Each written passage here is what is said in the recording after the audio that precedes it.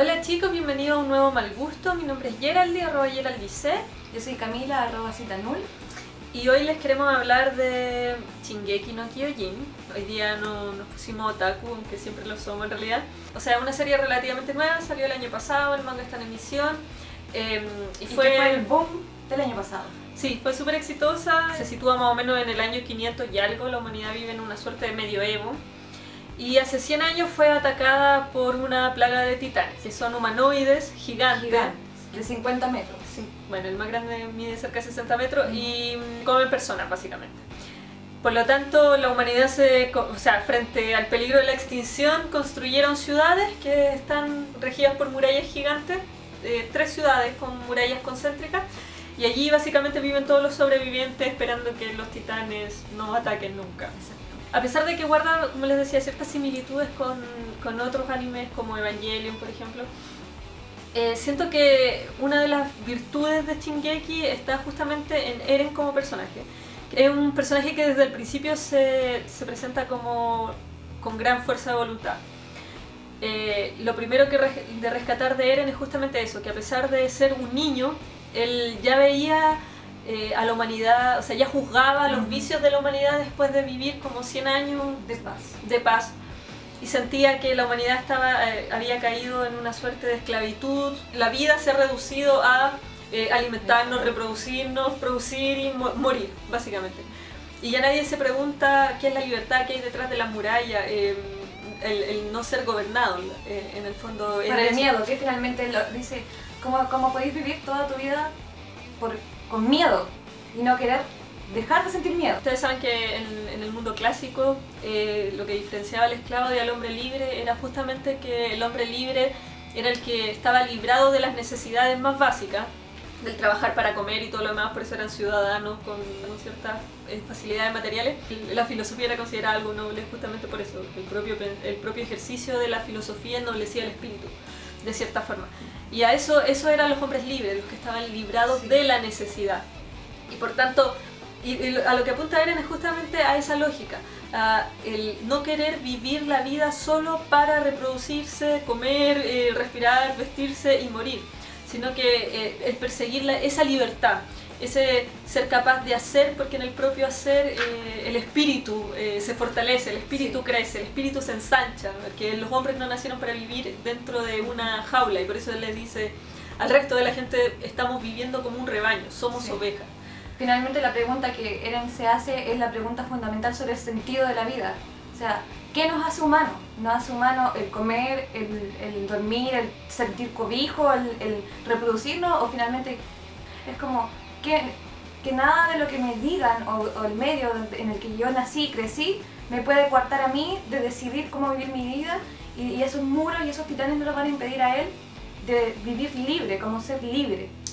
Y Eren, la gracia, lo que él más admira de la tropa de exploración es que son gente que son dueños de su propia vida, entre comillas, porque igual le sirven al rey y todo lo demás y se sacrifican a sí mismos, pero es la decisión que ellos han tomado. Ellos han decidido morir. Es gente que no se contenta con vivir y morir detrás de las murallas, sino que es gente que desea salir a poder, entre comillas, buscar una solución a esa reclusión que finalmente se transformó la vida de los humanos. El muro María es atacado por el titán colosal y eso provoca obviamente que otros titanes invadan la ciudad y los pocos sobrevivientes tienen que emigrar hacia el interior de la siguiente muralla, lo cual provoca, es muy bonito porque provoca el problema de la inmigración. Toca ese tema, es súper importante porque a pesar de que, claro, existe la voluntad política o esa suerte de moral correcta de decir tenemos que cuidar obviamente de estos sobrevivientes a la tragedia y bla bla bla y los albergados y todo lo demás, pero también existe esa mezquindad y ese egoísmo de decir ya sí, bueno, ellos se quedaron sin hogar y bla bla bla, pobrecitos, pero vienen acá y nuestras provisiones son limitadas, nos van a robar los trabajos, la comida, no podemos alimentarlos, y surge entonces el problema de qué hacer con los inmigrantes. Es interesante que una serie que se trata sobre titanes y que es básicamente muy sanguinaria y todo lo demás, se dé el tiempo de tratar problemas como ese. que finalmente lo que hacen y la solución que encuentran es como, bueno, se destruyó la ciudad, mandemos a los mismos inmigrantes y damnificados a que reconstruyan la ciudad. Hay titanes sueltos, no importa, si se los comen, murieron haciendo algo noble. También surge ese comentario súper importante de cómo las Fuerzas Armadas son, igual aún para nosotros, hoy día 2014, un modo de cierta forma cómodo de vivir. Las Fuerzas Armadas te ofrecen un futuro de cierta forma asegurado, donde tu familia tiene una cierta estabilidad y donde en los tiempos de paz sobre todo, ¿verdad? Y muchos jóvenes optan por unirse a las Fuerzas Armadas justamente porque vaya a tener una vida relativamente estable y hospital y bla bla bla. Y porque finalmente tampoco tienen otra, en su futuro no tienen otra opción más que ser soldado. Claro, Eren es un idealista, él llega al ejército y al servicio como con la creencia de que todos los que están ahí quieren ser héroes y todos los que están ahí son como él y quieren luchar por la libertad. Claro. y no les importa y son temerarios en ese sentido y todo lo más, y se encuentran con gente que quiere formar parte de la Guardia Real y vivir toda su vida en la muralla más interior y servirle al rey, donde nunca vaya a correr el peligro de encontrarte con ningún titán y vaya a tener una vida súper cómoda y todo lo demás. Y entonces es tremendamente chocante para él ese tipo de pensamiento instrumental, porque justamente el mismo tipo de pensamiento esclavo que él le alegaba a sus conciudadanos, ¿verdad? Esa idea es lo mismo, como sí, yo estoy en el ejército no porque la lucha en sí misma, no porque yo sea un guerrero o un soldado, sino porque es lo que me permite tener cierto nivel de vida. Sí. Es el mismo paradigma instrumental, pero al mismo tiempo tú como soldado también eres un instrumento del poder, y la legión de reconocimiento son personas que son constantemente sacrificadas para mantener un secreto. Finalmente la serie es tan compleja porque empieza de a poquito a ir escarbando como en todas las tramas estas que te van llevando finalmente a que las condiciones materiales que creías externas a ti, que eran los titanes, finalmente también están dentro del poder político que rige la vida de todos los ciudadanos. Y así poco a poco los mismos soldados empiezan a sospechar entre ellos mismos de que la institución a la que han entregado su vida y su propósito no le sirve al pueblo, sino que se sirve a sí mismo. Exactamente, y los ocupa a ellos para protegerlos. Eren encarna una idea súper simple y obvia, pero al mismo tiempo muy olvidada, que es que el orden en el que nacemos y en el que estamos nunca es necesario. Siempre es contingente. Por mucho que parezca que las cosas tienen necesariamente que ser así y que tenemos que endeudarnos 10 años para pagar la universidad, no es necesariamente así. No ha sido históricamente así y no tiene por qué ser así, ni ser así en 20 años más. Y el hecho de que algo podemos hacer, el hecho de que nuestra voluntad y nuestra organización, porque obviamente también hay que actuar en comunidad, algo puede hacer para revertir esa situación, es una idea súper poderosa, muy bonita, y que sentimos que es como indispensable, es el gran mensaje de Shingeki, y es indispensable en un mundo como en el que vivimos, en el que los grandes blockbusters y las grandes películas de ciencia ficción han sido progresivamente bastante recatadas en los comentarios políticos. Sí, bastante políticamente conservadoras. Por estos monstruos que somos nosotros mismos, entre comillas. Está inspirado en una obra de Goya, de Saturno, que se come a sus hijos, que es Saturno y representa como el temor al paso del tiempo, que es que Saturno se comía a sus propios hijos porque pensaba que en algún momento, claro, en algún momento ellos iban a tomar el poder y lo iban a desplazar a él.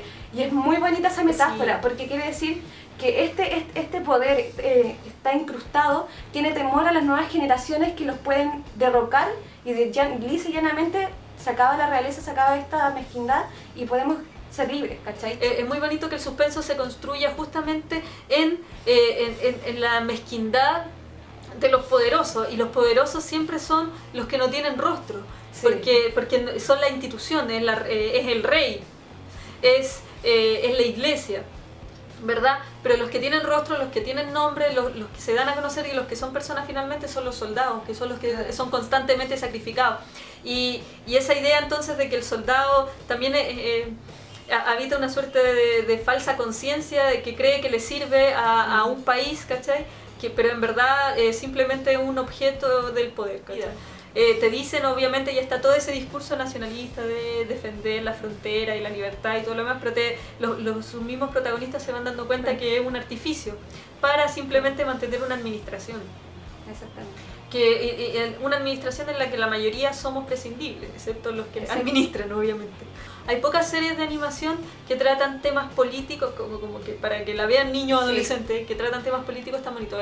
Avatar es otra serie que yo amo justamente porque también habla constantemente de la administración del poder, de los regímenes políticos, del orden y de la fuerza que son las nuevas generaciones. Sí. Finalmente la pregunta de Shingeki es: ¿preferís morir como un hombre libre o vivir como un esclavo? A pesar de que nos digan que este es el orden establecido, estás en quietud y esta serie potencia totalmente a reflexionar, a preguntarte finalmente con quién estáis al lado, claro, y quién realmente es, a quién le estáis sirviendo cada vez que abrís la boca, por ejemplo. Yo siento que Eren, Mikasa y Armin representan tres principios fundamentales. Eren es la fuerza, Mikasa es la habilidad, Armin es la inteligencia.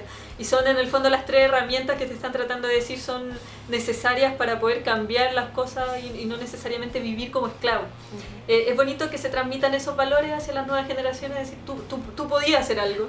Y el trabajo en comunidad y en conjunto es un valor fundamental. El equipo y la comunidad es brígidamente importante. Es que es una cosa que el shonen nos ha enseñado desde pequeños, y que hay que transmitir. Así que eso, chiquillos, esperamos que les haya gustado. A nosotros nos gusta mucho Shingeki, así que véanla, comenten, denle like, suscríbanse y todas esas cosas. Disculpen de nuevo que no hayamos demorado más de lo que teníamos planificado. Pero volvemos pronto. Recomendaciones, comentarios, puteadas, lo que sea, todo abajito. Y nos vemos en el próximo capítulo. Chao.